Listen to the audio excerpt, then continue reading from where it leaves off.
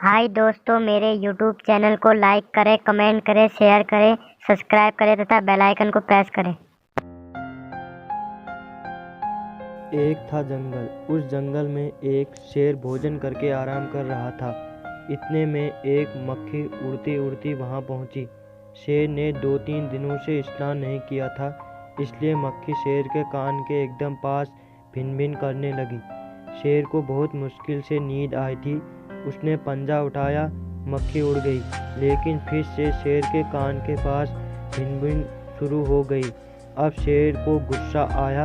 वह दहाड़ा, अरे मक्खी दूर हट, वरना तुझे अभी जान से मार डालूंगा। मक्खी ने धीरे से कहा, छी छी, जंगल के राजा के मुंह से ऐसी भाषा कहीं शोभा देती है। शेर का गुस्सा बढ़ गया। उसने कहा, एक तो मुझे सोने नहीं देती, ऊपर से मेरे सामने जवाब देती है। चुप हो जा वरना अभी। मक्खी बोली, वरना क्या कर लोगे? मैं क्या तुमसे डर जाऊंगी? मैं तो तुमसे भी लड़ सकती हूँ। हिम्मत हो तो आ जाओ। शेर आग बबूला हो उठा। उसने कान के पास पंजा मारा।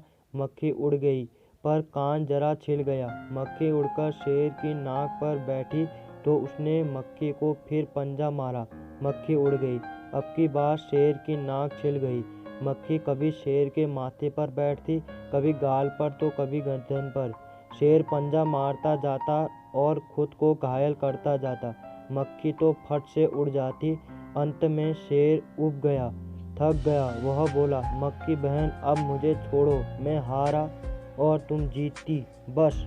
मक्खी घमंड में चूर होकर उड़ती उड़ती आगे बढ़ी। सामने एक हाथी मिला। मक्खी ने कहा, अरे हाथी, मुझे प्रणाम कर। मैंने जंगल के राजा शेर को हराया है, इसलिए जंगल में अब मेरा राज चलेगा। हाथी ने सोचा, इस पागल मक्खी से बहस करने में समय कौन बर्बाद करेगा। हाथी ने सूंड ऊपर उठाकर मक्खी को प्रणाम किया और आगे बढ़ गया। सामने से आ रही लोमड़ी ने यह सब देखा। लोमड़ी मंद मंद मुस्कुराने लगी।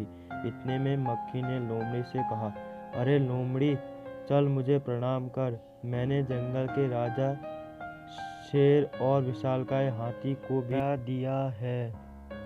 लोमड़ी ने उसे प्रणाम किया, फिर धीरे से बोली, धन्य हो मक्खी रानी, धन्य हो। धन्य है आपका जीवन और धन्य है आपके माता पिता। लेकिन मक्खी रानी, उधर वह मकड़ी दिखाई दे रही है ना, वह आपको गाली दे रही थी, उसकी जरा खबर लो ना। यह सुनकर मक्खी गुस्से से लाल हो उठी।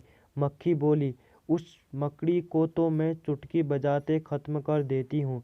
यह कहते हुए मक्खी मकड़ी की तरफ झपटी और मकड़ी के जाले में फंस गई। मक्खी जाले से छूटने की ज्यों-ज्यों कोशिश करती गई, त्यों-त्यों और भी अधिक फंसती गई। अंत में वह थक गई, हार गई। यह देखकर लोमड़ी मंद मंद मुस्कुराती हुई वहां से चलती बनी। हमें इस कहानी से यह शिक्षा मिलती है कि हमें कभी घमंड नहीं करना चाहिए, क्योंकि घमंड एक न एक दिन चूर हो ही जाता है। धन्यवाद।